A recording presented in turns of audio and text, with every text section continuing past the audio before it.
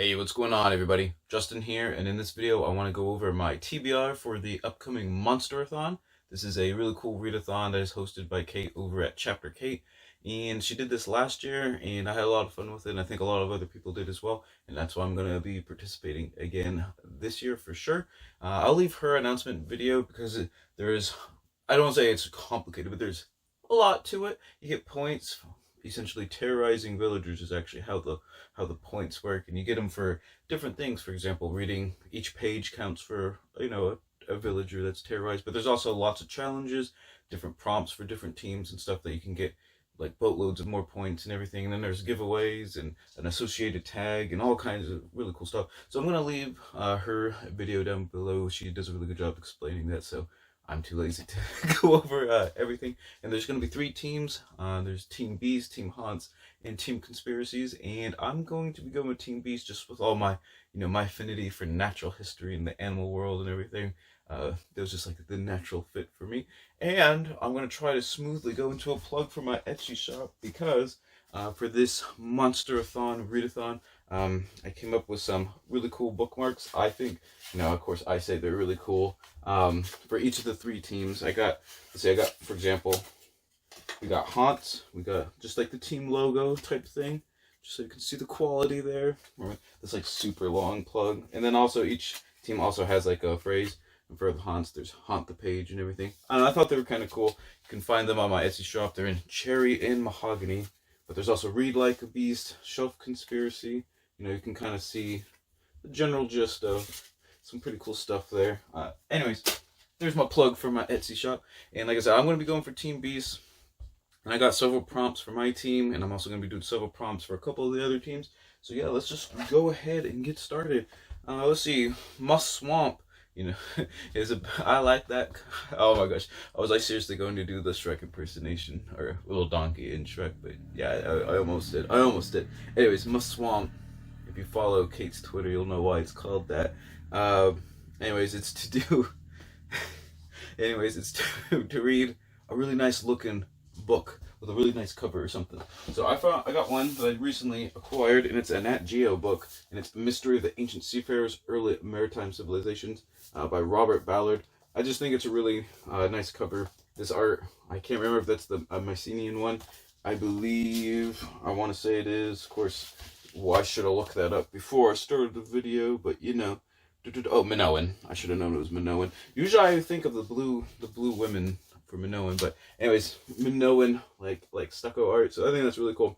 And also, when you take the dust jacket off, it's got kind of like this like kind of nice like little embossed thing as well. I think it's really cool, and it's all about obviously just kind of like the seafaring ways and the trade routes and all that kind of cool stuff from ancient civilizations. I took a peek through it, and you got a lot of Phoenician stuff, Minoan, Mycenaean, and some Greek stuff. So it's gonna be really cool. I always like stuff like that. Plus, it's a Nat Geo book, so there's lots of like photographs and maps and illustrations, everything like that. So definitely a really nice looking book there.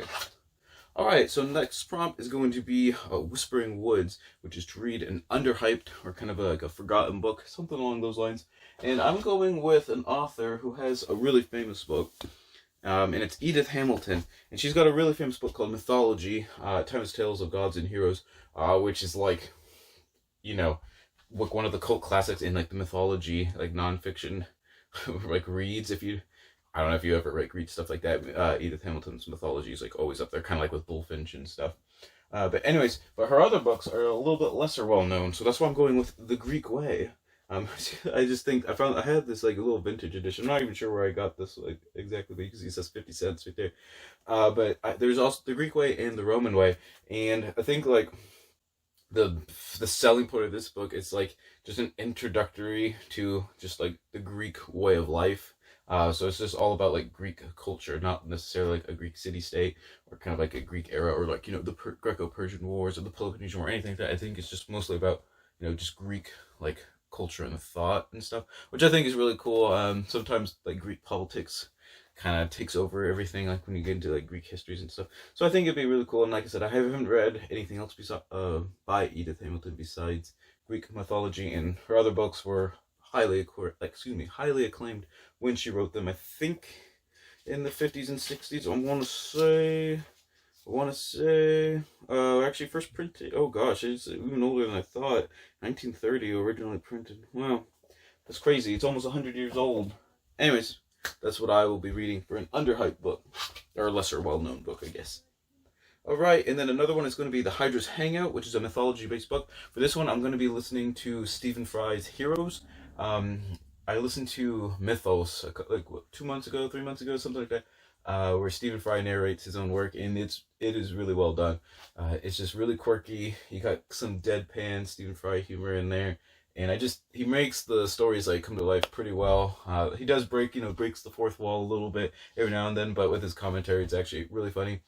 And I found out that it's actually part of. I thought it was just a duology, and then I picked up Heroes right after I finished Mythos because I was like, yeah, I'm definitely gonna be finishing. But also, there will be kind of like a retelling of Troy or the legends around Troy and stuff as well. Mythos dealt a lot with, the divine beings, like the gods and goddesses and stuff like that. This one obviously is going to deal with more of the heroes. I'm assuming going to be like Hercules and, Jason and Theseus and Bellerophon and stuff like that. But I think it's going to be a lot of fun. So I'm going to be using that for this prompt. And also, one of the conspiracies, one of their prompts is the Upside Down, which is to read a retelling. I'm going to kind of count that for this as well, because there's going to be a lot of retelling of some of the ancient Greek myths. All right, and then let's see, for the haunt, under the bed is a prompt, and it's to read a book by a Black, Indigenous, or person of color author that you've been sleeping on. And I got one that I picked up a couple months ago, and I keep trying to get around to it, and then I never do, but we're going to get to it this month, and it's Unbowed, a memoir by Wangari Maathai. And this is an autobiographical account of, obviously, Wangari Maathai, who was one of the first women in East Africa to earn a PhD in ecology. She won the Nobel Peace Prize, and I can't remember if it was like earlier in her life in like the 70s and 80s when she was doing her political and environmental activism, or a little bit later in life.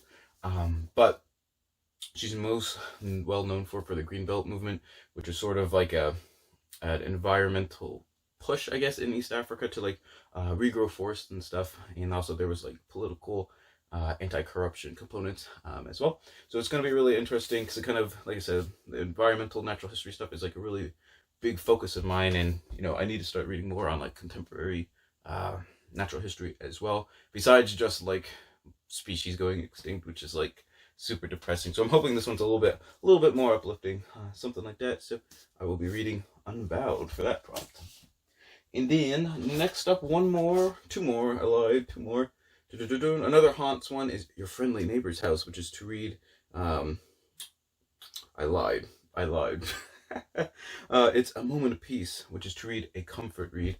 And I think there's some sort of Tolkien event, something or other going on in the month of September, but I could be wrong.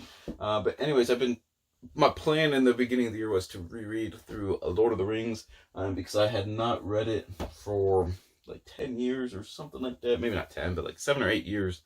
And I've already read The Fellowship of the Ring earlier in the year, so the next one up would be The Two Towers, obviously, by J.R.R. Tolkien. Everyone knows Lord of the Rings, but like I said, it's been forever. I want to say it was like high school when I read the original Lord of the Rings, so I kind of like to just reread it and just see how much staying power it actually has, which I don't know why I'm saying that, because Fellowship of the Ring was still really good, so, but I gotta do Two Towers and Return of the King just to get the broad, full picture, the whole scope of, the trilogy, something like that. All right, and then one prompt from the conspiracies that I want to read is Area 51, which is a book that involves mutants or aliens. And I pretty much have a ton of Warhammer 40k or Horus Heresy stuff. I could pretty much almost pick any of them that have like Xenos or Eldar or Necrons, anything like that. But I probably will actually go with one that's recently come out. Just like a week or two ago, I think, if I remember, and it's Avenging Sun by Guy Haley. And the reason I'm going with this one is it's like the first book in a new 40k arc, like the Dawn of Fire, I believe, is what it's called. And also, I kind of like the cover on this one. It's like almost like a retro, like 80s, 90s, like sci-fi, or just kind of like movie poster in general. I think it look kind of quirky, but kind of cool. It's kind of different for Warhammer. I'm glad that they're kind of like branching out and doing a little bit different things with like lots of stuff that they're putting out there.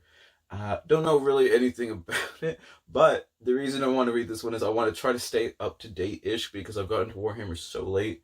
I'm just so far behind in like everything that I want to actually like kind of read a series like as it's like coming out, I guess, and just stay up to date on it, something like that. So there you have it. Those are like some, what, 6 books. Obviously, I'll probably be reading a few more and stuff, but these are the 6 books that I want to be reading for the Monsterathon. Read Monsterathon. I was gonna say read along, but readathon. Like I said, there's lots of different challenges and other prompts, stuff like that. I encourage you to check out Chapter Cait's video for sure if this sounds like an interesting readathon to you. And thank you so much for watching. Stick around to the end. Don't forget to check out my Twitter, Instagram, stuff like that. Leave some comments down below about any of these books. If you think they look cool, or if you've read any of them, or any of the authors, anything like that. Or if you're participating in the Monsterathon as well, let me know what team that you're going to be on, so I know whether to cheer you on or compete against you, basically. So hope you all enjoyed the video, and always remember, whether you're reading scary, monstrous things or not, read victoriously.